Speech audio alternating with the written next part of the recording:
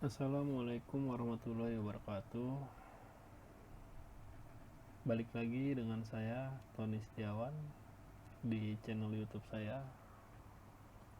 Saya akan berbagi pengetahuan atau sharing-sharing dengan teman-teman semua mengenai menentukan produk terlaris dengan Random Forest Regression. Nah, ini menyangkut materi machine learning ya. Machine learning di mana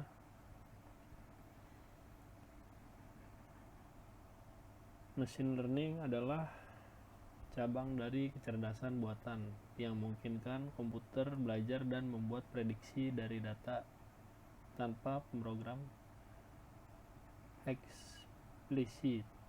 Nah, jadi mungkin teman-teman udah tahu semua ini ya tentang machine learning. Di sini machine learning melibatkan algoritma yang menganalisis pola dalam data historis untuk meningkatkan kinerja tugas seperti klasifikasi dan prediksi. Proses ini memungkinkan sistem belajar secara mandiri melalui pengalaman data, mirip cara manusia belajar dari contoh. Itu mencontoh ya untuk machine learning ini. Karena kan AI ini udah mulai canggih ya, semua kita bisa menanyakan apapun di AI. Jadi untuk machine learning ini dia ada beberapa jenis. Jadi dia dibagi menjadi supervised learning, belajar dari data,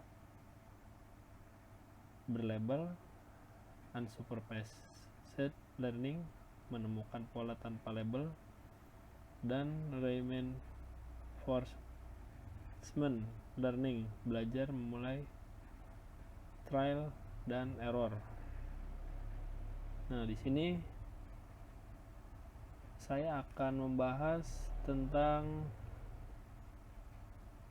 Random Forest Regression adalah algoritma, salah satu algoritma ya machine learning untuk prediksi nilai numerik regresi seperti harga rumah atau penjualan dan membangun banyak pohon keputusan secara acak lalu meratakannya hasilnya agar lebih akurat dan stabil.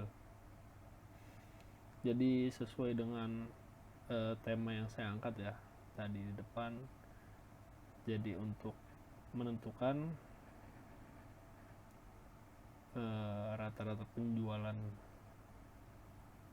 algoritma ini membuat hutan atau yang disebut forest dari ratusan atau ribuan pohon keputusan disentris.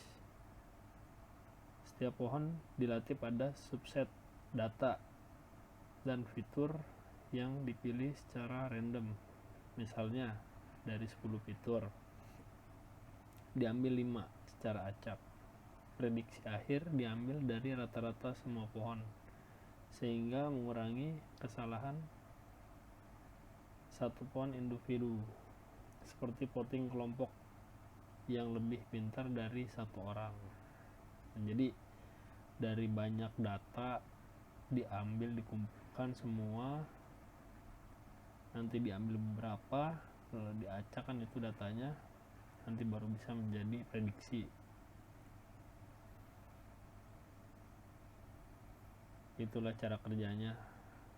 Untuk kelebihan dari algoritma ini mampu menangani dataset besar ya, memberikan akurasi tinggi dan tahan terhadap outlier berkat diversifikasi tree. Random Forest juga dapat menilai pentingnya fitur secara otomatis secara untuk tugas klasifikasi seperti deteksi hot atau analisis sentimen. Nah, di sini saya mencoba menjalankan proyek saya dengan judul menentukan produk terlaris dengan Random Forest dengan algoritma Random Forest Regressor dengan menggunakan Google Colab. Nah, di sini Google Colab-nya sudah, untuk datasetnya juga sudah saya ambil, sudah saya masukkan dalam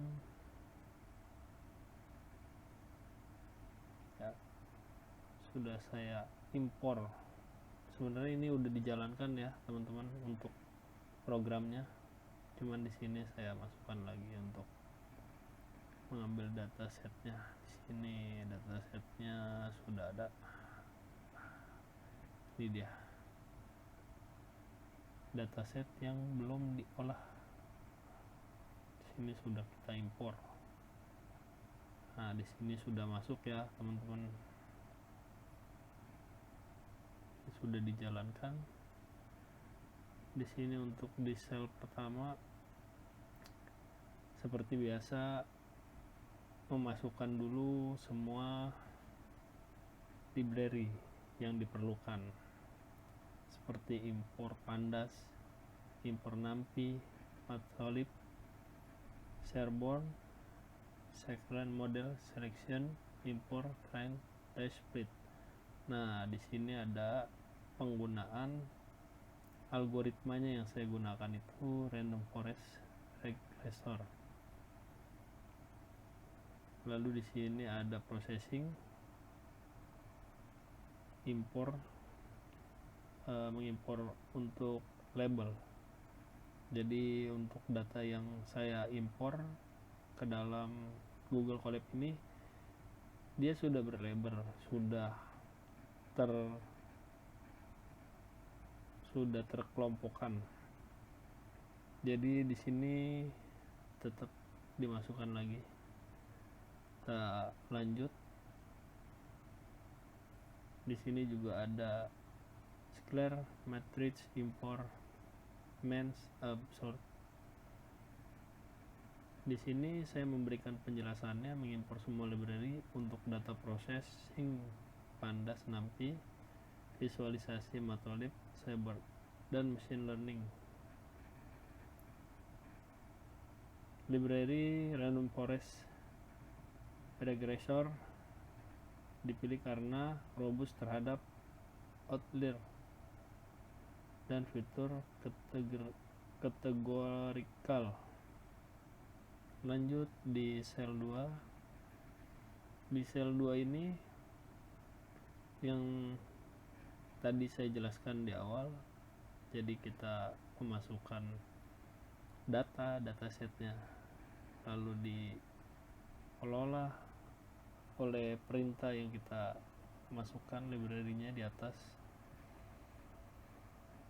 Di sini dataset kita mulai melakukan eksploratif, data analis dasar, mengecek sub dimensinya, tipe data, statistik, deskriptif, dan masing-masing values. Dataset ini berbasis tanpa missing value. Nah, di sini datasetnya yang tadi saya impor ya teman-teman. Sini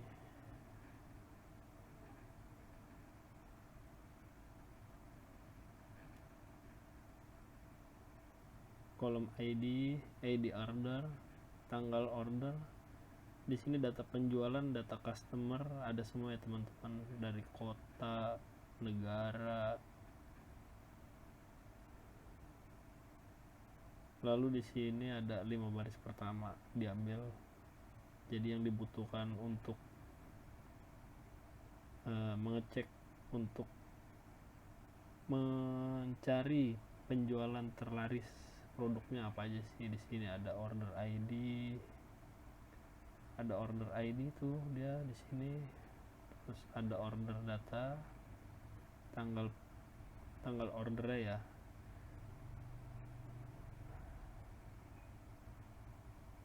Di sini juga ada ID customer ya. Lalu di sini ada nama customer, seberapa sering, untuk menentukan seberapa sering mereka belanja. Di sini ada negara, lalu di sini ada kotanya, di sini per wilayah.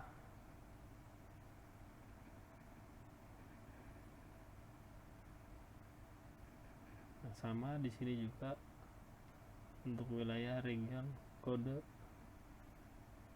ID produk, kategori,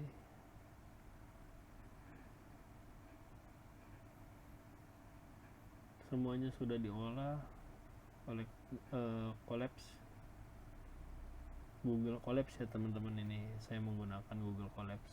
Nah, di sini nama produknya, di sini penjualannya, banyak penjualannya ya teman-teman. Lalu di sini statistik deskriptifnya.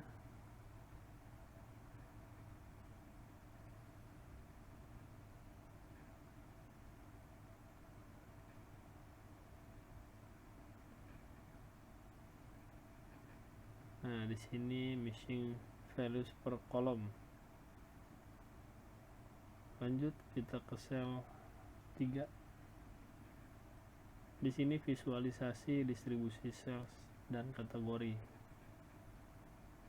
Di sini kita masukkan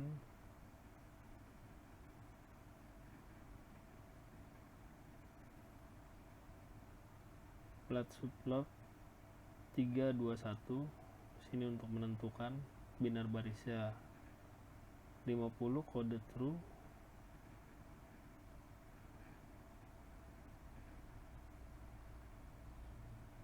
Sama untuk mengulang,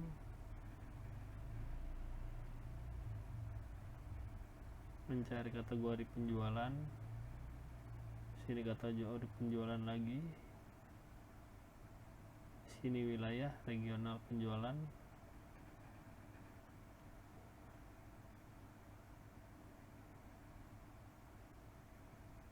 Visualisasi distribusi target. Di sini teman-teman, hubungan dengan fitur kategorikal penting, teknologi memiliki sales tinggi, West region dominan, dan same day shipping mal.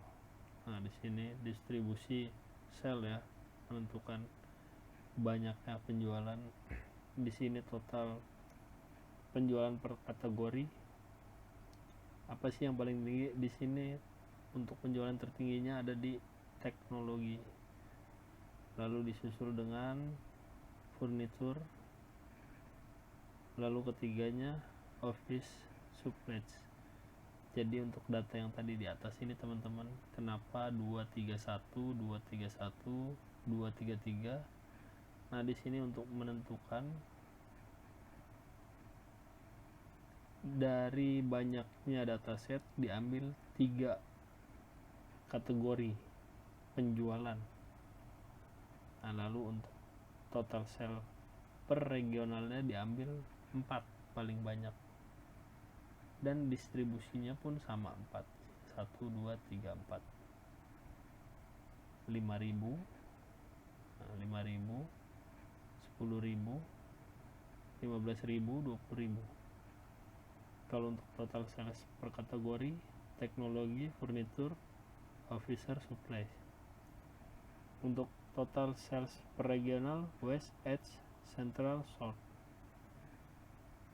Untuk per wilayah. Nah, di sini sales per ship mode. Nah, second class, standard class, first class, someday. Pengiriman. Lalu di sini ada penjualan perbandingan dengan postal code. Nah, di sini teman-teman bisa lihat diambilnya 5 perbandingan. Nah, kita lanjut ke sel 4. Sel 4 nih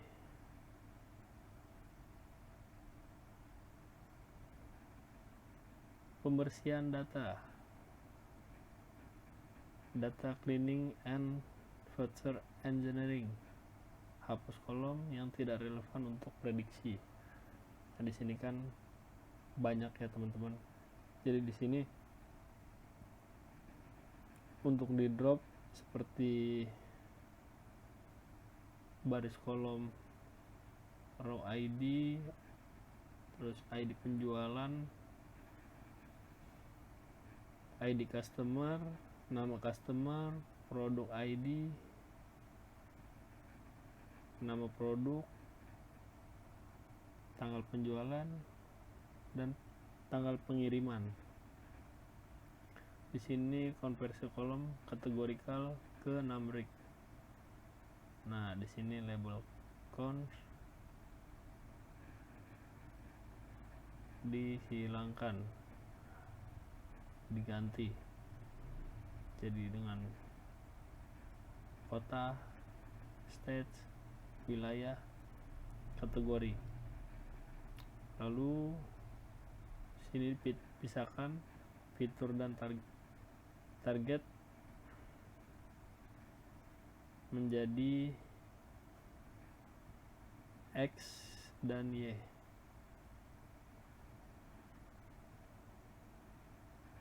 Menghapus kolom ID di sini. Jadi yang tidak berguna untuk memprediksi itu akan dihilangkan labelnya. Menggunakan label encoder untuk mengkonversi semua kolom kategori menjadi numerik X baris 10 fitur yang adalah Y adalah target salesnya. Nah, di sini. Sini kita bisa lihat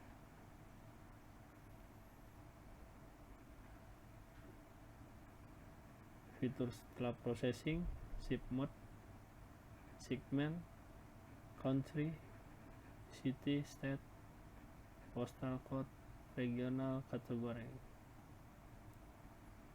Lalu kita lanjut ke cell 5. Cell 5 ini split data dan scaling.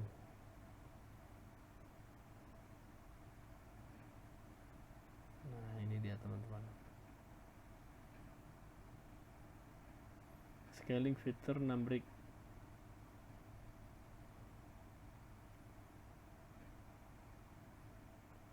Membagi data 80/20 untuk training dan testing. Standar declare. Menormalkan fitur numeric agar model bekerja optimal, di mana random state 42 memastikan hasil produktif. Nah, ini hasilnya.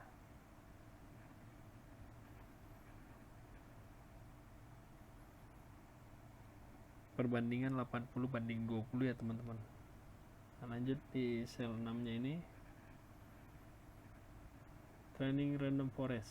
Nah, di sini banyak perintah untuk melatih random forest dengan 10 pohon keputusan, 10 pohon ya maksudnya teman-teman, 10 percabangan, 100 percabangan untuk mengukur performa dengan MEA, RMSE, dan R2 score. Nah, ini untuk model performance-nya. Nah, di sini bisa lihat teman-teman untuk testingnya. Nah, lanjut di cell 7, fitur imported dan visualisasi hasil. Nah,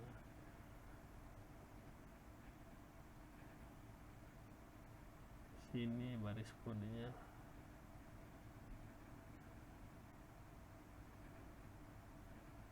Menampilkan fitur imported state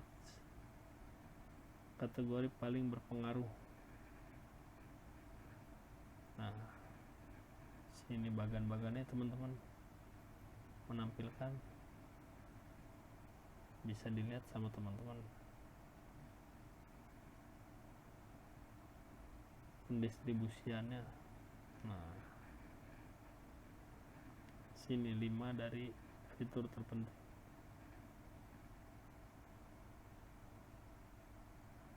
ada fitur importance,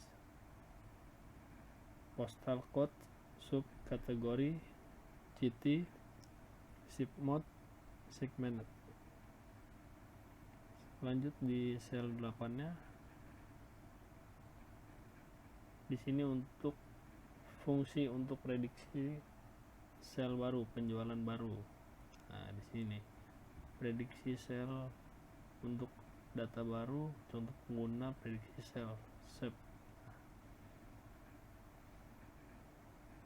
Di sini ada baris-baris kodenya teman-teman ya, bisa dilihat. Kita lanjut ke sel berikutnya, sel 9. Di sini kesimpulan lengkap. Nah, kesimpulannya di sini untuk baris kode pengambilan penginputan dari rangkuman keseluruhan dari sel 1 sampai sel 8 yang sudah dijalankan menggunakan program dari Google Colab.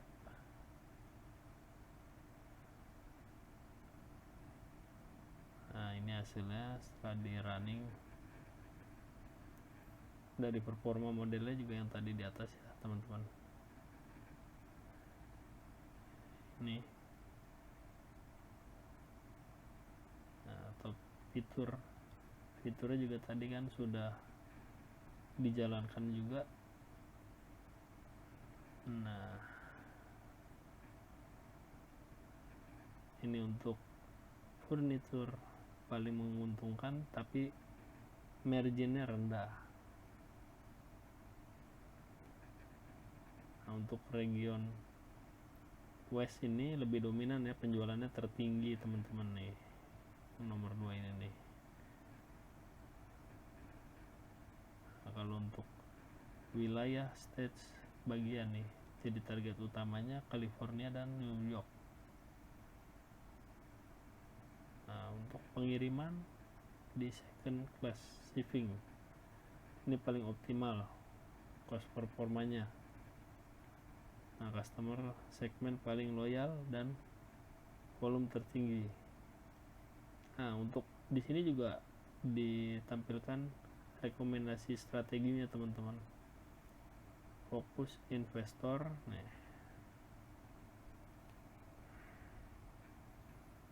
fokus inventory furniture di West regional. Nah, di sini jadi disimpulkan dari pengambilan keputusan menggunakan algoritma random forest ini ditampilkan 5 pengambilan keputusan, 5 perbandingan. Yang ke-1 itu fokus inventory furnitur di West regional, kedua target marketing customer segmen di kota besar, ketiga optimalkan second class shipping untuk profit, lalu 4 monitor outlier sell di teknologi kategori, lalu 5 display model ini ke produk dashboard. Nah, ini model yang telah disampaikan. Nah, teman-teman bisa lihat di sini ya. Jadi untuk akurasinya di sini analisanya itu kurang lebih 95%. Sangat akurat.